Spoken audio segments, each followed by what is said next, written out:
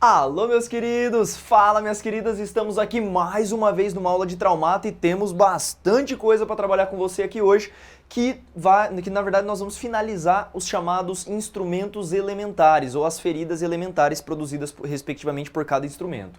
Primeiramente, então, nós já falamos um pouquinho a respeito dos instrumentos perfurantes e as respectivas feridas punctórias ou puntiformes.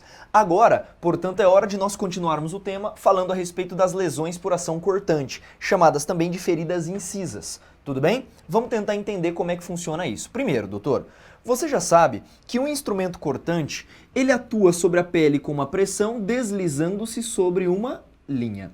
Então eu vou, por exemplo, colocar um estilete, se ele agir nesse mecanismo, uma tesoura, se ela agir nesse mecanismo, colocando obliquamente sobre uma superfície da pele e sobre uma linha eu desloco esse instrumento, promovendo uma ferida incisa. Esse é muito fácil o mecanismo, não é? Quais são as características, portanto, desta ferida, Pedro? Aqui é o ponto mais crucial para você saber diferenciar uma ferida puntiforme ou punctória de uma ferida incisa. Tudo bem? O nome desta ferida, doutor, lembrem-se que essa ferida ela é chamada de incisa. Tudo bem. Vamos lá. Primeiramente, este ferimento, doutor, é um ferimento linear. Pedro, por que linear? Porque não costuma ser polimórfico. Geralmente ele vai ter uma estrutura muito simples, linearizada, conforme eu coloquei para você nesse corte. Doutor, justamente pela presença do gume, por haver gume nestes instrumentos, há que se falar em regularidade das bordas, diferente do que acontece com as feridas contusas. Nas feridas incisas, as bordas elas são regulares e com ausência de escoriações. Elas são bem bonitinhas, por assim dizer. Tudo bem? O comprimento da ferida prevalece sobre a profundidade. Note nesse desenho, o tamanho da abertura da ferida incisa ela é muito maior do que a profundidade propriamente dita. Diferente do que acontece com as feridas punctórias ou puntiformes. Deu para entender? Aqui o comprimento, portanto, ele é muito maior do que a profundidade. Sendo que neste caso de ferida, a hemorragia, agora sim, ela é abundante. Também diferente do que acontece com a ferida punctória ou puntiforme. Então vamos jogar essas características para os dois desenhos que eu coloquei para você aqui e também no seu material. Doutor, perceba que essa ferida ela é uma ferida que tem duas aberturas que nós vamos chamar de ferida fusiforme ou ela também pode ser chamada de biconvexa. Deu para entender? Biconvexa ou fusiforme, justamente porque ela tem duas vertentes voltadas para fora essa abertura. Agora, o mais interessante é você notar que os ferimentos incisos estes ferimentos, eles começam de uma forma e terminam de outra. Na região em que o instrumento incide obliquamente, existe um ângulo mais obtuso do que o ângulo de saída. Então, se aqui o ângulo ele é muito maior do que aqui nesse final, você consegue dizer qual foi a dinâmica daquele corte. Você consegue dizer onde ele começou e onde ele terminou. Doutor, a cauda de escoriação é o término da lesão. Portanto, eu consigo afirmar que esta ferida ela foi produzida da esquerda aqui para a direita. Tudo bem? Então, olha que interessante. Na região que se inicia, o ângulo ele é muito mais obtuso, mais aberto. Enquanto o término da ferida, ela apresenta muitas vezes tecido conjuntivo nesta final, um pouco mais esbranquiçado, inclusive. Tudo bem? E um ângulo muito mais fechado, muito mais agudo. Deu para entender? O nome disso é cauda de escoriação. Portanto, eu já vi bancas cobrando o seguinte entendimento. A cauda de escoriação, quando presente, ela permite dizer a dinâmica dos fatos. Doutor, está correto. Você consegue dizer, nesse caso, claramente que o corte veio aqui da esquerda para a direita justamente pela presença da cauda de escoriação. Bacana? E aí, esse outro desenho é só para você entender a profundidade e como existe a abertura do meio interno, a hemorragia acaba sendo abundante. Comprimento prevalece sobre a profundidade, diferente do que acontece com as feridas punctórias ou puntiformes. Bacana? Estas são as características das feridas incisas. E agora eu quero trabalhar com você quais são os tipos de ferimentos do tipo inciso. Quer ver? Eu trouxe para você 6 citações doutrinárias.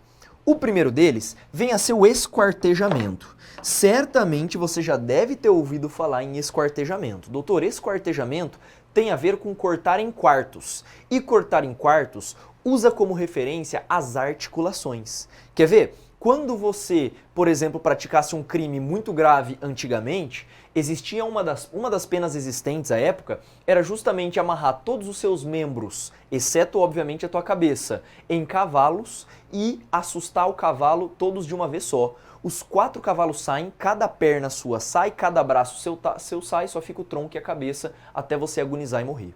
Olha esta pena que antigamente era utilizada. O nome disso, doutor, era esquartejamento, cortar em quartos, utilizando-se como referência a articulação do ombro, a articulação do cotovelo, os nossos joelhos, a nossa virilha, tudo bem? Então, neste caso, isto é esquartejamento, diferente do espostejamento. Doutor, espostejamento é cortar em postas, e postas significa pedaços. Eu não sei exatamente porquê, mas sempre nesse momento, sabe do que eu me lembro? Resident Evil. Ah, Pedro, o que é isso? Tem um dos filmes em que a cena em que o laser pica o cara em picadinhos, já percebeu? Isso é espostejamento, beleza? Espostejamento, doutor, é picar a pessoa inteira, tudo bem? Você vai cortar pedacinhos. Típico, por exemplo, de atropelamento em linha férrea. Linha férrea, aquilo desmonta a pessoa e corta em tudo quanto é tipo de parte.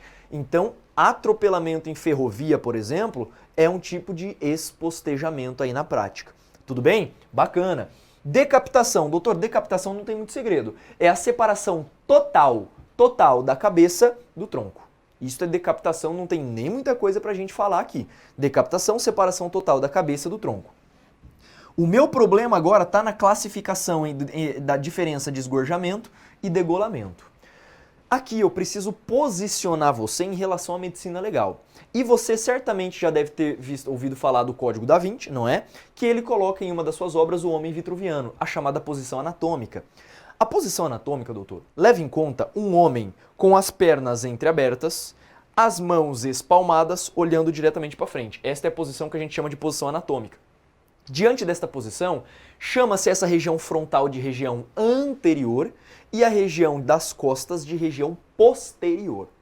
Então perceba, se o corte for na região anterior ou anterolateral, perceba, neste caso, o corte parcial na região anterior ou anterolateral é chamado de esgorjamento. Enquanto o corte parcial do pescoço na região da nuca é chamado de degolamento. Portanto, perceba, se o corte ele for total da cabeça em relação aos membros, fala-se em decapitação. Se o corte ele for parcial na região anterior ou anterolateral, o nome disso é esgorjamento. Aí o corte é parcial, ele não é mais total. Perceba, a cabeça ainda fica presa, mas o corte é parcial. E por fim, o degolamento, ele vem na região posterior do pescoço, também parcial. Tudo bem? Bacana? Então soube diferenciar os dois. E por fim, o harakiri. Doutor, o harakiri é uma modalidade de suicídio em que samurais praticavam quando eram capturados pelos inimigos. Justamente para quê? Para não falar coisas a respeito do seu povoado, da sua artimanha de guerra. Então eles cortavam literalmente o abdômen, enfiava basicamente uma adagazinha ou qualquer outro tipo de instrumento cortante na barriga e abria. O nome disso é harakiri, era uma técnica de suicídio. Tudo bem? É um corte abdominal feito em que caiu os intestinos tudo para fora. Bacana? Show de bola? Então assim nós fechamos as modalidades de ferimentos incisos que a gente chama. Bem simples aqui, não tem muita coisa pra gente conversar aqui não. Aqui é bem objetivo dentro dos ferimentos produzidos por instrumentos cortantes. Bem tranquilão também. Agora, permita-me entrar com você nas lesões produzidas por ação contundente, chamadas de feridas ou de lesões contusas. Aqui pode ser os dois tipos. Perceba, nós vamos falar das lesões e lá na frente nós falaremos das feridas. Existe diferença e digo diferença gritante. Tudo bem? Vamos lá. Primeiramente, as lesões produzidas por ação contundente.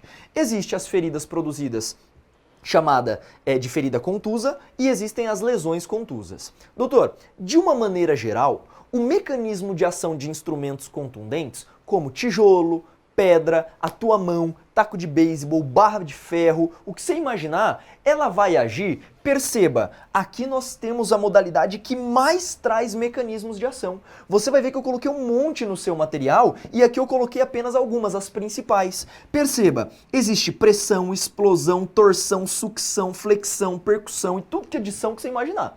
Aqui existem vários mecanismos em que atuam esmagando uma área do tecido, uma área de massa.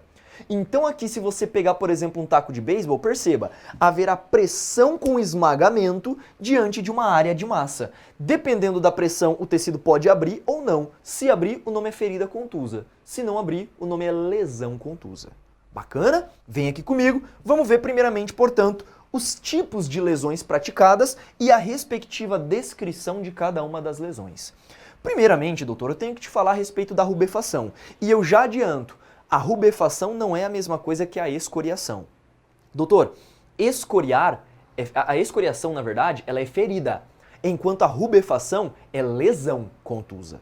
Tudo bem? Então a rubefação é nada mais do que a mais singela lesão contusa. Alguns doutrinadores chamam ainda a rubefação de trauma apenas, nem mesmo lesão. Mas aqui para nós vamos classificar desta forma porque a doutrina traz dessa forma aqui pra gente. Pedro, o que é a rubefação? Doutor, rubefação, novamente, é a mais singela lesão contusa. Tudo bem? É a mais singela lesão contusa em que é produzida por conta da vasodilatação quando houver troca de energia com o tecido humano. Então a rubefação é nada mais do que uma vasodilatação que volta à sua regularidade. Tranquilamente. Muito simples a rubefação. Se eu empregar um pouquinho mais de força, eu posso gerar um edema ou uma equimose. Doutor, para falarmos de edema e equimose, eu preciso te falar de vaso sanguíneo e sangue. Quer ver? Me acompanha aqui. Se você pegar um vaso sanguíneo, você vai perceber que dentro deste vaso sanguíneo existe uma parte que nós chamamos de parte líquida, que comumente nós chamamos de plasma, tudo bem? Plasma. E existe a porção sólida do sangue também. A porção sólida que nós chamamos de elementos figurados. Tudo bem? Que nós chamamos de elementos figurados. Aqui nos elementos figurados encontram-se as hemácias, os leucócitos e as plaquetas. Ou seja, se você pegar um sangue e centrifugar, você vai perceber que na porção superior fica o plasma e na porção inferior, que é a fração sólida, vai estar depositado ali no finzinho do tubo. Tudo bem? Então o sangue ele é dividido nessas duas partes. O edema, doutor, no edema, só a porção líquida do sangue transpassa para os tecidos, sem haver migração de elementos figurados. Então, quando uma pessoa está, por exemplo, com a perna inchada ou com algum edema, significa dizer que uma boa parte da fração líquida do sangue extravasou para os tecidos sem haver rompimento de vaso. Percebeu? Isso é um edema. Bem tranquilo.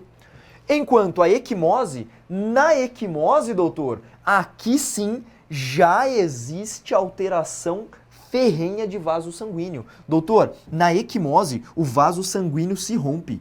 E se o vaso sanguíneo se rompe, tanto líquidos quanto sólidos vão extravasar para as malhas do tecido. E se as hemácias, os leucócitos e as plaquetas vão entrar nas malhas do tecido, perceba, ali vai ficar uma mancha que começa a ser avermelhada, depois vira um roxo, depois vira verde, azul, amarelo e termina. O nome disso é equimose. Pedro, então, tecnicamente, o que é a equimose, ou chamada também pelas bancas de equimonas? Doutor, a equimose ou a equimona nada mais é do que uma infiltração hemorrágica para as malhas do tecido. Tudo bem? Entre as camadas ali dos respectivos tecidos. Isto é uma equimose. E para fechar, hematoma. Doutor, como o termo técnico hematoma é utilizado pela mídia de maneira errada? Doutor, hematoma é uma coleção, é uma bossa de sangue acumulada. É uma bolsa, literalmente uma bolsa sanguínea, em que geralmente é causada, perceba, quando um vaso calibroso e de alta pressão é rompido.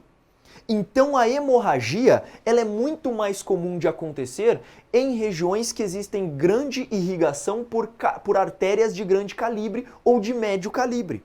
Perceba, o sangue quando ele sai de uma artéria, ele sai pulsante, meu amigo, ele sai em alta pressão.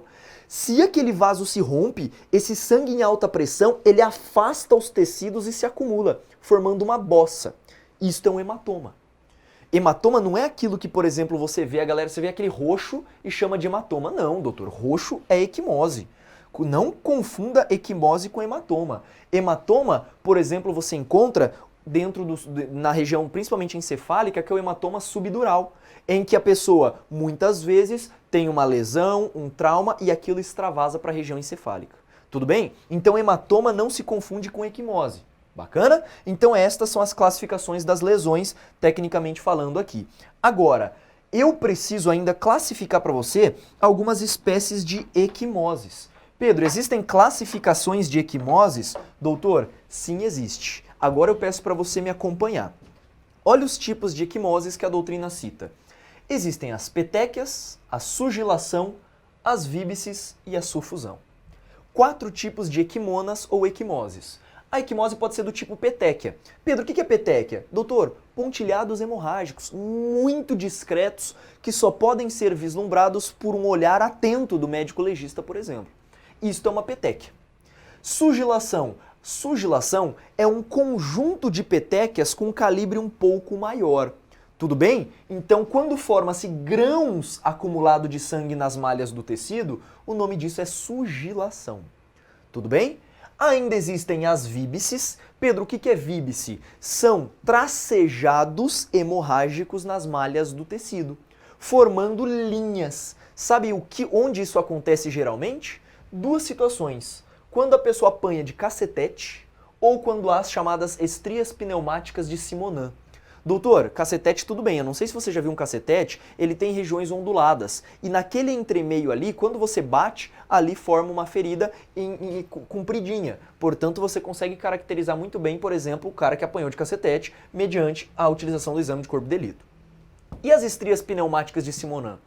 Doutor, nós falaremos melhor sobre ela um pouquinho mais à frente em atropelamento. Mas aqui, só para adiantar, não sei se você já notou, mas os pneus de veículos, eles possuem aquelas regiões entre cheios, que é uma região em que você tem, por exemplo, um pneu novo. Você vai ver que ele tem uma região assim, aí depois ela tem uma profundidade que é uma região para entrar água. Não sei se você já percebeu.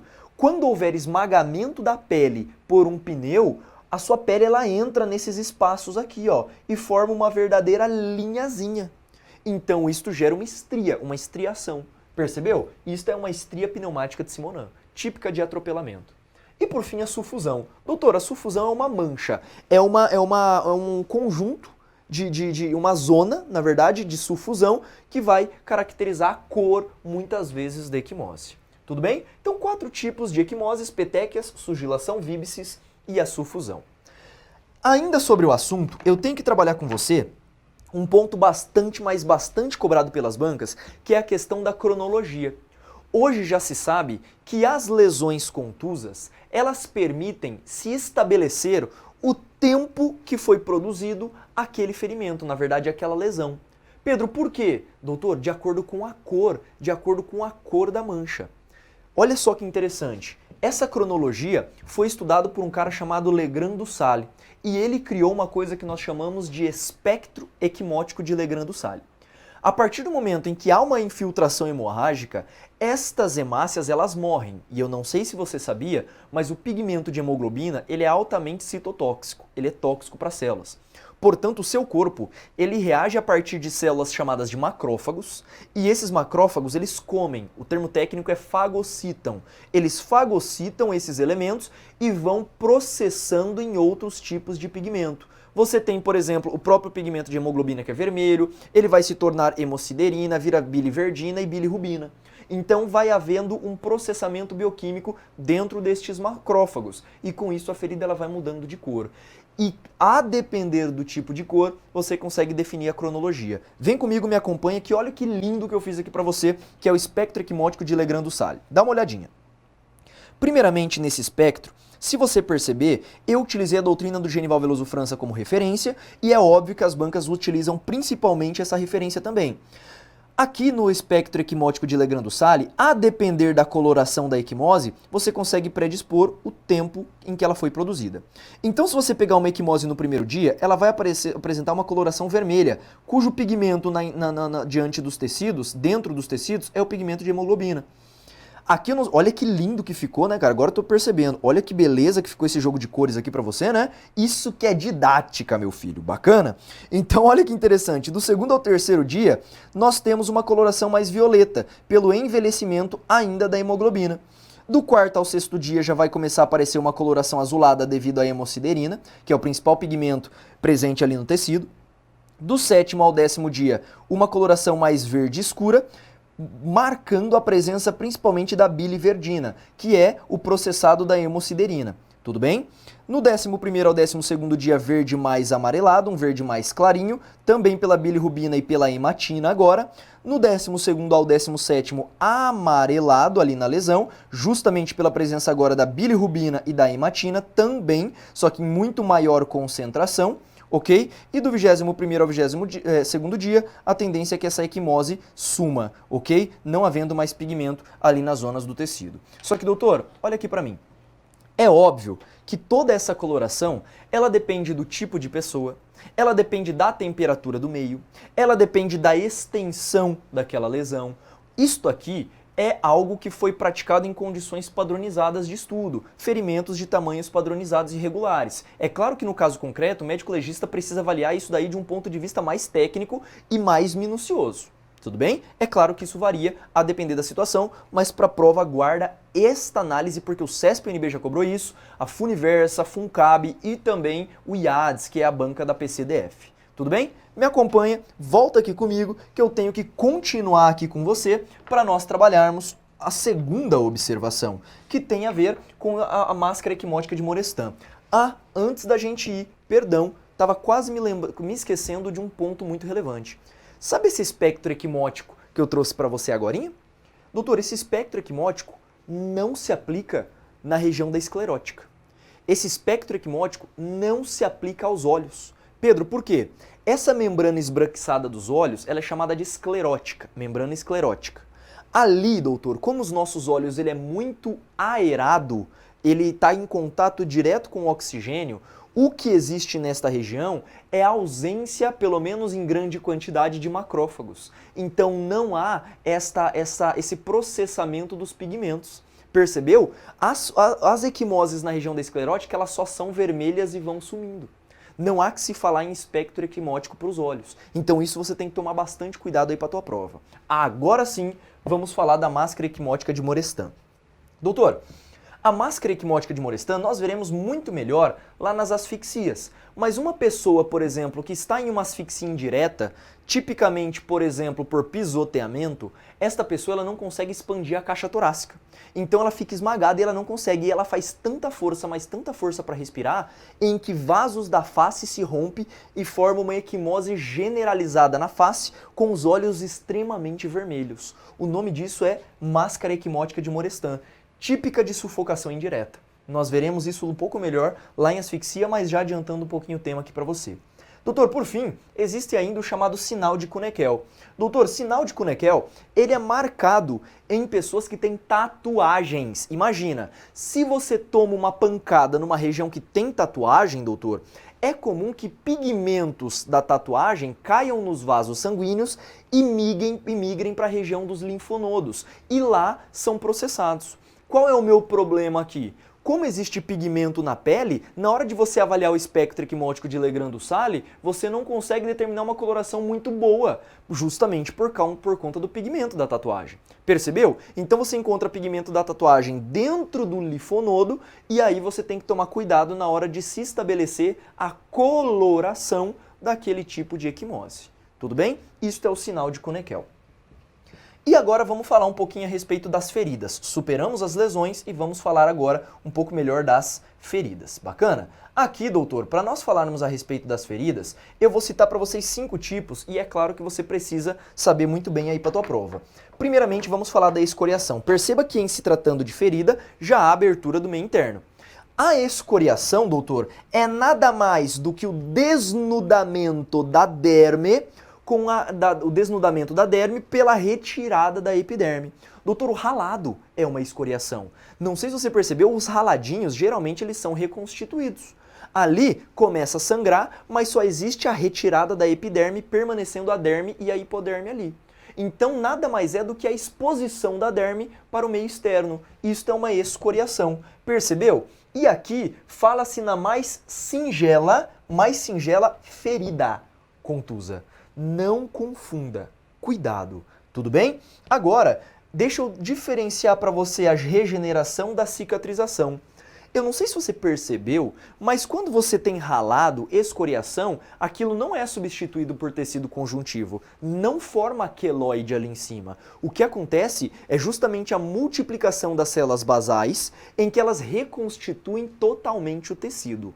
O nome disso é regeneração. Agora, quando você está diante de um ferimento muito grave com retirada de parte do tecido, aí não se fala mais em regeneração. Doutor, nesse caso, o corpo ele não tem capacidade de multiplicar tantas células para suprir aquele buraco, digamos assim. E aí, o seu tecido ele é substituído por tecido conjuntivo denso não modelado. E o nome disso, numa visão mais coloquial e popular, é queloide. Já percebeu? Que é aquela zona de tecido cicatricial. Então, o nome disso é cicatrização e não regeneração. De novo, regeneração. As células basais do tecido voltam a se multiplicar e reconstituem o tecido, enquanto na cicatrização, a substituição do tecido original por tecido conjuntivo. Tranquilo. Matamos então a primeira hipótese. Doutor, fratura. Fratura, acredito que todos sabem muito bem o que é. Quem nunca às vezes fraturou não conhece alguém que já teve uma fratura. Fratura é nada mais do que uma solução de descontinuidade óssea, em que a pessoa tem esse osso, a continuidade ela é clivada, e isto pode gerar uma fratura exposta ou uma ferida ou uma fratura interna. Tudo bem? A fratura só será chamada de ferida quando ela for exposta. Se ela não for exposta, o nome disso permanece como sendo lesão. E esta fratura, o principal problema de fraturas de ossos longos, doutor, é a questão da embolia gasosa pela medula amarela presente nesse tipo de osso. Então tem-se que tomar muito cuidado com embolias chamadas embolias causadas por tecido adiposo. Na verdade, embolias causadas por gordura, que é uma embolia gordurosa. Tudo bem? Então quando o osso longo, no meio deste osso longo existe uma medula que a gente chama de amarela, quando esse osso se rompe, um êmbolo de gordura mesmo pode cair no vaso sanguíneo e obstruir, gerando, por exemplo, N tipos de ferimentos ou de lesões internas a esse corpo. Tudo bem? Então é muito comum o chamado embolismo em se tratando de fraturas de ossos. Lembrando que um osso ele demora para cicatrizar aproximadamente 30 dias, que é o prazo mais ou menos que você tem pela regeneração e reestruturação do osso, formando o tal do calo ósseo, que você já deve ter ouvido falar ou já deve ter às vezes até mesmo sentido em si próprio. Tudo bem? Então isto são as fraturas. Luxação. Doutor, luxação, perceba, quando eu tenho dois ossos interligados, eles nunca ficam em contato direto, pelo menos não em regra. Entre eles, sempre haverá uma articulação com o tecido cartilaginoso. Quando esses dois ossos se afastam repentina e duradouramente, isto é a luxação, é o afastamento da extremidade óssea. Então a doutrina classifica como sendo um afastamento repentino e duradouro das extremidades das articulações. Meu amigo, isso é muito sério. Uma luxação ela é muito mais grave, por exemplo, do que um entorse. Tudo bem? Dói demais uma luxação. Ok? Então é o afastamento repentino e duradouro das extremidades dos ossos, acabando com o contato entre esses dois ossos. E aí, para que isto volte a se recuperar, é preciso que todo o tecido se reconstitua e isso demora demais. Muitas vezes somente mediante cirurgia. Tudo bem? Isto acaba sendo a luxação. Muito mais comum em membros superiores, diga-se nos ombros, do que nos membros inferiores. Membro inferior é muito mais incomum justamente por conta da pressão. Nos ombros existe menos pressão. Então ele é muito mais comum de acontecer nos membros superiores do que nos membros inferiores. Ok? Entorse. Doutor, entorse é uma lesão de ligamentos ou até mesmo de articulação. Quando isto gera uma torção, o nome disso é entorse, não tem muita coisa. Quem nunca teve, por exemplo, uma torção na região do calcânio? A mulherada, às vezes, de salto alto, dobrou o pé, estralou tudo e voltou, aquele troço doeu e ficou inchadão. O nome disso é entorse. Se for mais grave, isso pode ter sido até mesmo uma luxação, se houve descolamento ali das membranas. Percebeu? Então, entorse se diferencia da luxação nesse aspecto. Seria a lesão ou a torção de ligamentos ou de articulação. E por fim, as chamadas roturas viscerais. Doutor, rotura visceral tem a ver com rompimento de tecidos internos. Pedro, como assim rompimento de tecido interno? A depender da situação da pancada que você tomar, às vezes se você toma uma pancada na costela, você pode romper o seu baço. Disse, nesse caso, que existe uma rotura esplênica, uma rotura do baço. Percebeu? Ele se rasga, ele se rompe. Isso é uma rotura visceral. Tudo bem? Bacana? Então, doutor, perceba o quanto de detalhes que nós temos em feridas e também em lesões contusas. Aqui você tem que saber diferenciar cada uma delas para a tua prova. No teu material, meu amigo, eu coloquei para você ainda algumas feridas e lesões por ação mista, que são as lesões e as feridas pérfuro, que a gente chama de incisas, né? E também as cortocontusas. Na verdade, as produzidas por instrumentos cortocontundentes, gerando as feridas ou as lesões cortocontusas. Existe essa diferença. Para você só tem que lembrar, em tese, que existem os mecanismos mistos, doutor. Quando eu falo que um instrumento, por exemplo, ele é pérfuro cortante gerando uma ferida pérfuro incisa, neste caso, o mecanismo de ação ele é misto entre o perfurante e o cortante. Por outro lado, o cortocontuso, ele também acaba sendo misto entre ações cortantes e também contundentes. Bacana? Pedro, mas e daí o pérfuro contuso? Ah, esse nós temos que falar em um momento mais oportuno, que é a questão do tiro. Tudo bem? Dá uma lidinha lá no seu material, mas é só você lembrar que os mecanismos são mistos aí na prática. Bacana? Agora vem comigo para a gente analisar as questões acerca desse tema. Vamos lá? Olha a nossa primeira questãozinha. O ato de dividir o corpo em partes, com fragmentos diversos e irregulares, e que em algumas situações é usado como modalidade criminosa para se livrar de um cadáver ou impedir sua identificação, denomina-se, doutor, cortei em partes, piquei, picadinho, o nome disso é espostejamento. Não tem nem muita dúvida aqui no caso. Olha a próxima. Assinale a alternativa que apresenta a ferida profunda localizada nas faces lateral e anterior do pescoço, causada pela ação de um instrumento cortante. Doutor, o nome disso é esgorjamento. Lembra da posição anatômica que fala da face anterolateral ou anterior, aí no caso, letra D, esgorjamento. Olha a próxima. Considere a traumatologia para assinalar a alternativa correta sobre o tipo de lesão caracterizada por infiltração e coagulação de sangue extravasado nas malhas do tecido. Doutor, você já sabe, o nome disso é equimose. Muito simples aqui para nós na prova, se vier caindo questões a respeito desse tema. Percebeu que é bem tranquilo. Então, doutor, perceba, as feridas incisas e as feridas e lesões contusas, elas têm os seus próprios mecanismos de ação e você precisa diferenciar cada um deles na tua prova. Eu cito para você, por exemplo, dentro das feridas, a descrição da lesão que eu sempre coloquei no seu material. Lembra que, por exemplo, numa ferida contusa, há as chamadas pontes íntegras de tecido logo abaixo da abertura. Então você consegue sempre complementar um pouco mais o conteúdo com a leitura do seu material. E é justamente isso que eu vou pedir para você aqui diante de todo esse conteúdo.